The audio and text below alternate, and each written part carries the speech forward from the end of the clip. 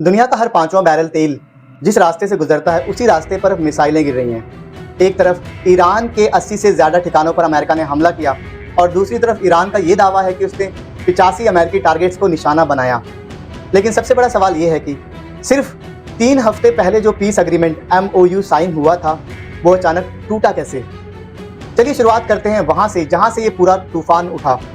America ने दक्षिणी Iran में 80 से ज़्यादा ठिकानों पर हमला किया और ये अप्रैल के बाद सबसे बड़ा US स्ट्राइक बताया जा रहा है।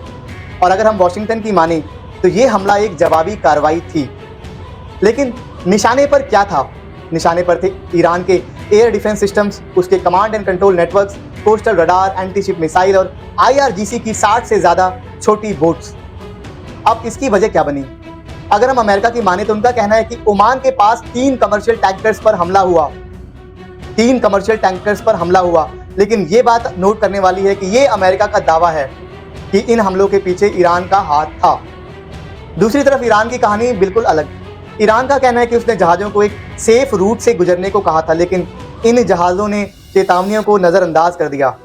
तेहरान के एक एनालिस्ट ने यह भी कहा कि हो सकता है ये जहाज़ उस इलाके में घुस गए हों जहां ईरानी फौज ने माइन क्लियरिंग यानी समुंदर से बारूदी सुरंगें हटाने का काम कर रही थी। और फिर इसके बाद ईरान ने अपना पलटवार किया।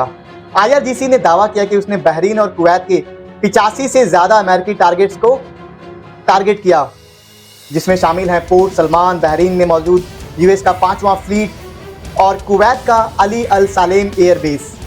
ईरान ने एक अमेरिकी MQ-9 ड्रोन गिराने का भी दावा किया। ध्यान दीजिए, ये सारे दावे ईरान की तरफ से हैं और इनकी पुष्टि नहीं हो पाई है। खुद ईरान के अंदर भी धमाकों की खबरें आई।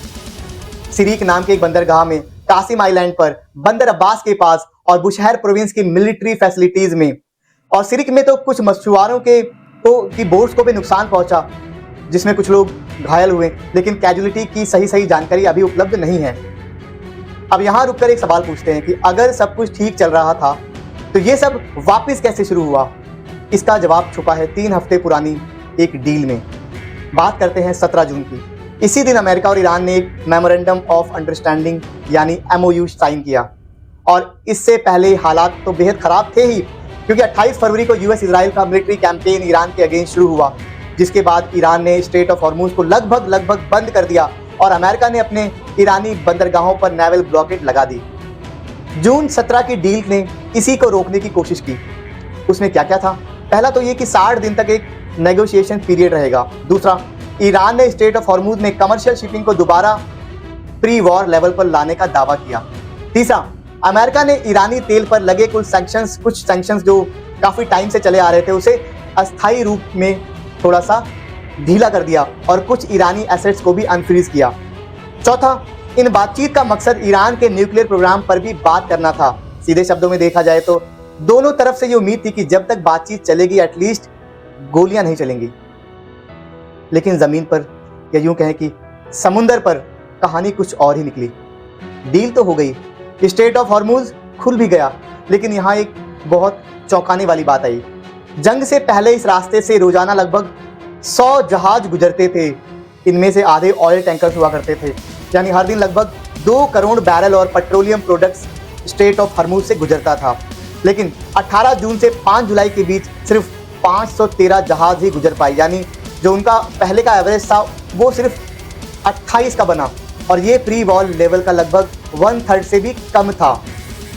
और इसी दौरान सीज फायर के बावजूद कम से कम 5 कमर्शियल जहाज़ों पर हमले हुए।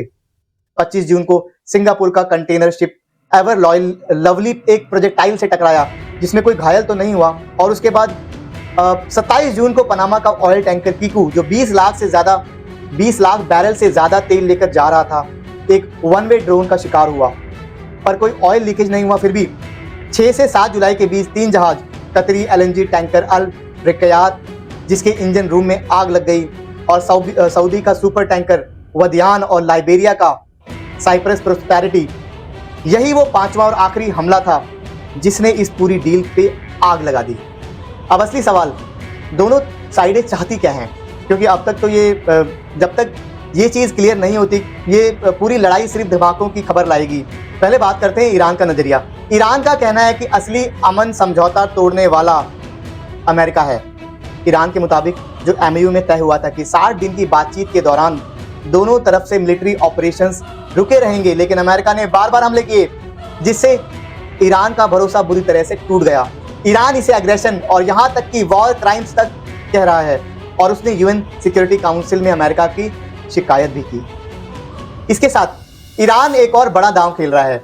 वो स्ट्रेट ऑफ हॉर्मुज पर अपना कंप्लीट कंट्रोल चाहता है। ईरान चाहता है कि जहाज सिर्फ IRGC अप्रूव्ड रूट से ही गुजरे और 60 दिन खत्म होने के बाद वो जहाजों से ट्रांजिट फीस यानी रास्ते का, सिक्योरिटी का और इन्वायरमेंट का एक तरह से टोल टैक्स वसूलना चाहता है। अब समझते हैं अमेरिका की साइड। वॉशिंगटन इसे बिल्कुल उल्टा देखता है।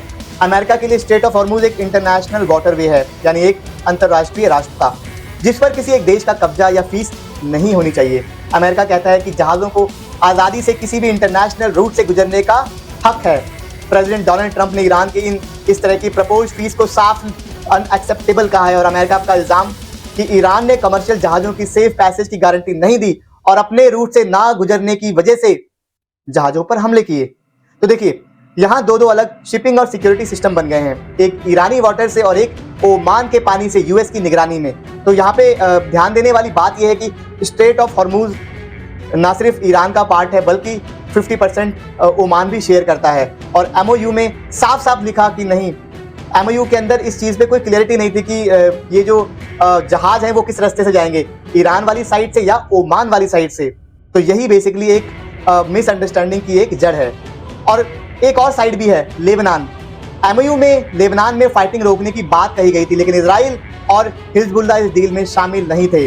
तो किसे पीछे हटना है, कौन हथियार डालेगा, ये कभी तय ही नहीं हुआ। अब आप सोच रहे होंगे कि भारत में बैठे एक आम इंसान को इससे क्या लेना देना। बहुत कुछ डिपेंड करता है इस स्ट्रेट ऑफ हॉर्मुज पे। ये स्ट्रेट ऑफ हॉर्मुज अपने सबसे तंग हिस्से के सिर्फ 33 किलोमीटर चौड़ा है, लेकिन इसी पतली सी गली से गुजरने से पहले दुनिया की करीब 1/5 तेल की खपत यहाँ से गुजरती है। और जैसे ही ये हमला दोबारा शुरू हुआ, इसका असर इंटरनेशनल मार्केट्स पे तुरंत दिखने लगा। क्रूड ऑयल लगभग 6% बढ़कर आज लगभग $80 के करीब पहुंच गया है और यूरोपियन बाजार करीब 1.6% गिर चुके हैं। US डॉलर मजबूत हुआ और इसके अलावा और जो भी हमारी US स्टॉक्स हैं उसमें भी गिरावट आनी शुरू हो चुकी है।